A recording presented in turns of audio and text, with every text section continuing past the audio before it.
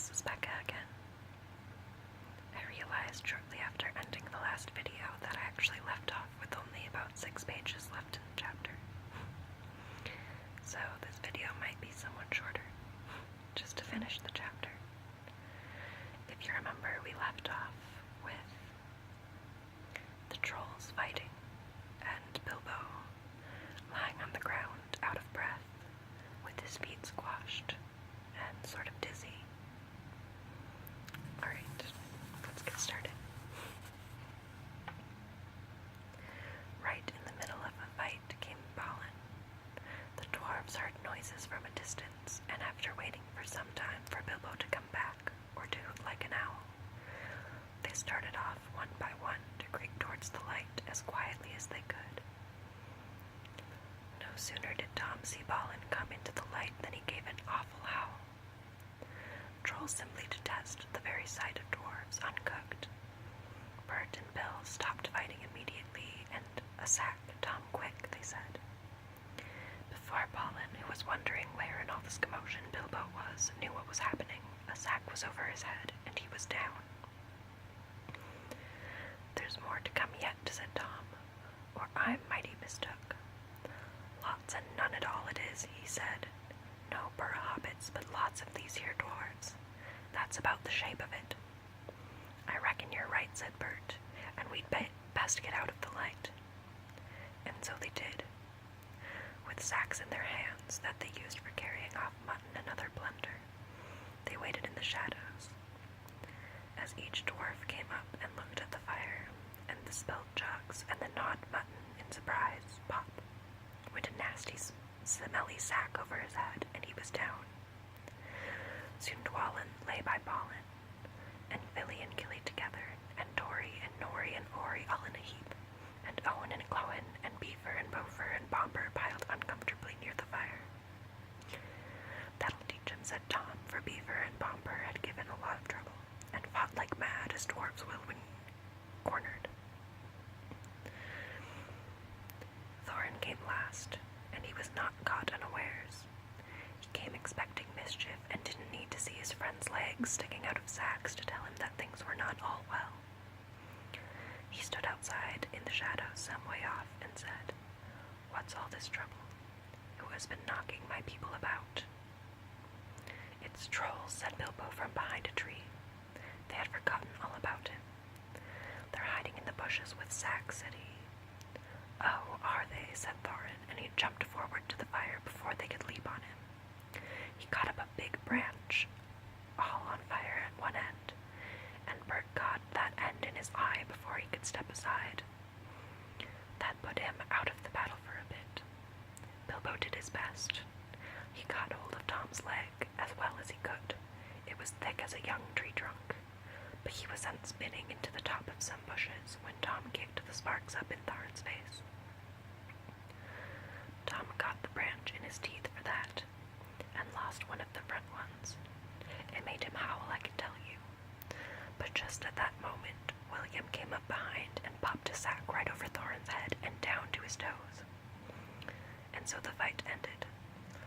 A nice pickle they were all in now, all neatly tied up in sacks, with 3 angry trolls, and 2 with burns and bashes to remember, sitting by them, arguing whether they should roast them slowly, or mince them fine and boil them, or just sit on them one by one and squash them into jelly. And Bilbo up in a bush with his clothes and his skin torn, not daring to move for fear they should hear him. It was just then that Gandalf came back, but no one saw him. The trolls had just decided to roast the dwarves now and eat them later. That was Bert's idea, and after a lot of argument they had all agreed to it. "No good roasting him now, it'd take all night," said a voice. Bert thought it was William's. "Don't start the argument all over again, Bill," he said, "or it will take all night." "Who's arguing?" said William, who thought it was Bert that had spoken. "You are," said Bert. "You're a liar," said William, and so the argument began all over again.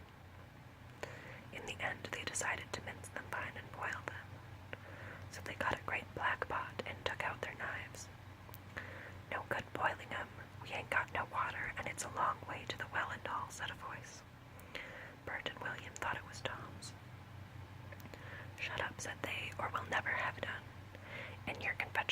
yourself if you say any more. Shut up yourself, said Tom, who thought it was William's voice.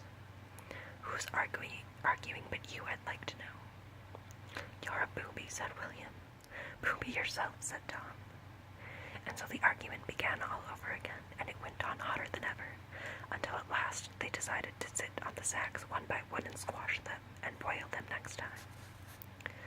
Who shall we sit on first, said the voice. Better sit on the last fellow first, said Bert, whose eye had been damaged by Thorin. He thought Tom was talking.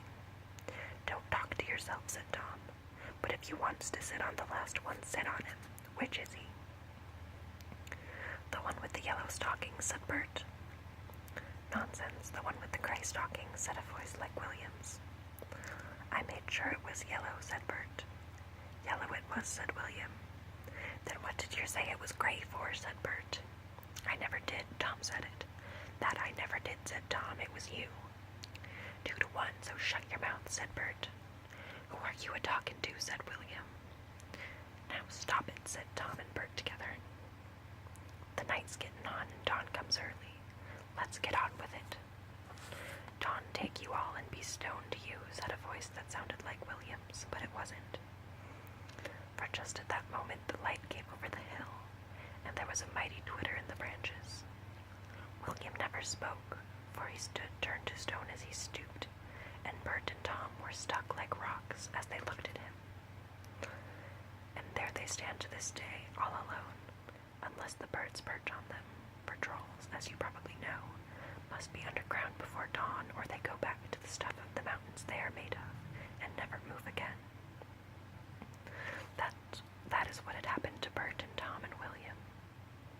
Excellent, said Gandalf, as he stopped from behind a tree, and helped Bilbo to climb down out of the thorn bush. Then Bilbo understood. It was the wizard's voice that had kept the trolls bickering and quarreling until the light came and made an end of them. The next thing was to untie the sacks and let out the dwarves. They were nearly suffocated and very annoyed. They had not at all enjoyed lying there listening to the trolls making plans for roasting them and squashing them and mincing them. They had to hear Bilbo's account of what had happened to him twice over before they were satisfied. Silly time to go practicing pinching and pocket picking, said Bumper, when what we wanted was fire and food. And that's just what you wouldn't have got of those fellows without a struggle in any case, said Gandalf. Anyhow, you are wasting time now. Don't you realize that the trolls must have a cave or a hole dug somewhere near to hide them from the sun in? We must look into